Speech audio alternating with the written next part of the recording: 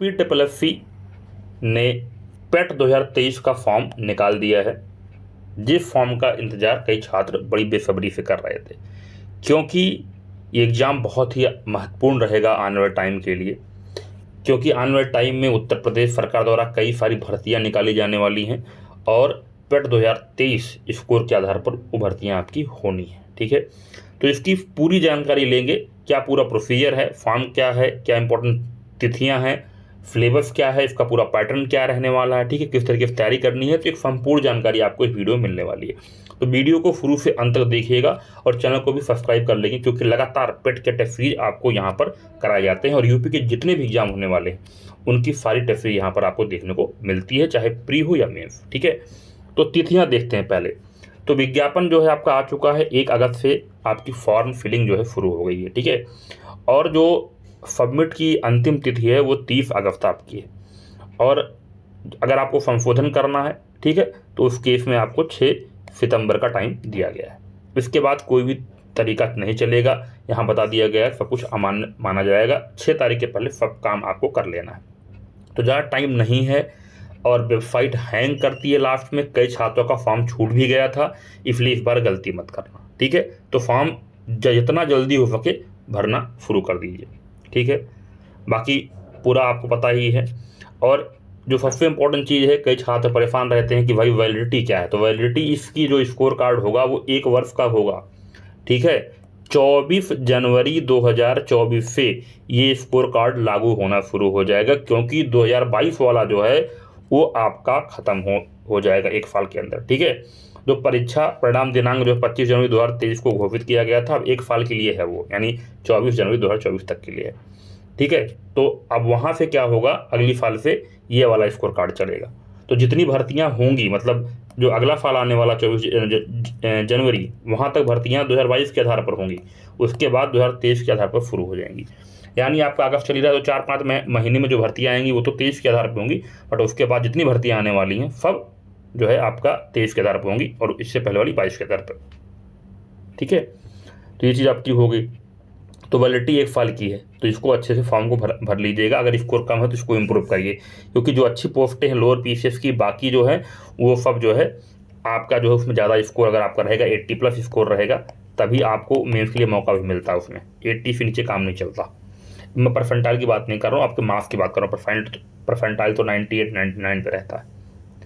ठीक है, ये सारी इंपॉर्टेंट बातें हो गई। अब इसके अंदर कौन कौन से जॉबें आती हैं, ठीक है, तो समूह खा समूह गा की आती हैं, 46 ग्रेड पे से कम वाली सारी इसके अंदर आपकी आती हैं। ठीक है, तो ऑनलाइन फॉर्म भरना है, तो इसमें आपको फ़ोटो भी चाहिए, फाइन भी चाहिए, ये सारी चीज़ें आपको ले लेना है। ठीक है, पूरा सबमिट कर लेंगे। इसमें एज की बात करूँ तो मिनिमम आपकी 18 साल, मैक्सिमम 40 साल, बाकी जो है आरक्षण के हिसाब से आप सबको छूट मिल रहा है। ठीक है, ये सारी चीज़ें हो गई हैं। बाकी फ़ोटो अच्छे से देख लीजिएगा, चश्मा ना पहने हों, ये सारी चीज़ें आपको विशेष तौर पर ध्यान देनी है। ठीक है, अब बात करता हूँ फीस की।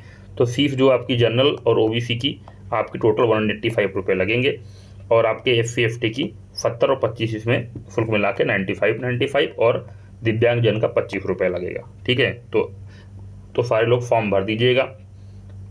आगे बढ़ते हैं। शैक्षिक योग्यता में आऊँ तो अगर आपने हाई स्कूल कर रखा है या उसके समकक्ष हैं या उससे हायर कहीं भी जाइए, आप जो है आपके पास डिग्री है, आपके पास PG की डिग्री है, कोई भी डिग्री, कोई दिक्कत नहीं, आप फॉर्म्स को फिलअप कर सकते हैं। ठीक है, अगर आयु सीमा की बात की जाए तो मिनिमम 18 वर्ष है। ठीक है, और जो है मैक्सिमम आपकी 40 साल, मैंने आपको बता दी, छूट आपकी आरक्षण के हिसाब से मिल जाएगी। ठीक है, तो ये हो गया। बाकी अगर देखें तो स्कोर तो मैंने बता दिया कि आपका 1 साल के लिए ही वैलिड है। ठीक है, 24 जनवरी से स्कोर ये वैलिड आपका शुरू हो जाएगा। परीक्षा कार्यक्रम के बारे में भी कोई तिथि नहीं बताई गई है, वो आपको वेबसाइट पर बता दी जाएगी। अब देखिए सिलेबस की बात करता हूँ। तो सिलेबस में जैसे पहला है आपका भारतीय इतिहास। तो भारतीय इतिहास में इतना पॉइंट दिया हुआ है, सिंधु घाटी की सभ्यता, वैदिक संस्कृति, बौद्ध धर्म, जैन धर्म, मौर्य वंश, गुप्त वंश, हर्षवर्धन, राजपूत काल, सल्तनत काल, मुगल साम्राज्य, मराठा, ब्रिटिश का अभ्युदय एवं प्रथम स्वतंत्रता संग्राम, ब्रिटिश राज का सामाजिक आर्थिक प्रभाव।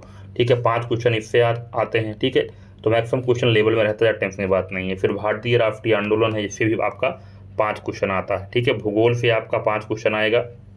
ठीक है, इसके बाद अर्थव्यवस्था से आपका 5 क्वेश्चन आएगा, इकोनॉमी से।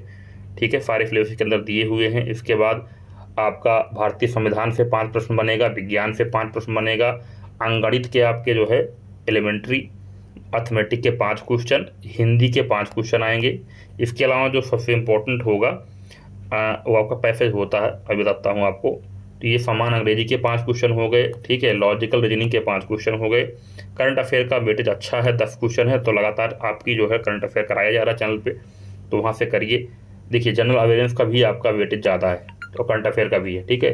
जनरल अवेयरनेस में क्या चीज़ें आती हैं, भारत के पड़ोसी देश, राजधानी मुद्रा, भारत के राज्य एवं केंद्र शासित प्रदेश, ठीक है, भारतीय संसद, राज्यसभा, लोकसभा, विधानसभा परिषद, ठीक है, ये सारी चीज़ें आएंगी।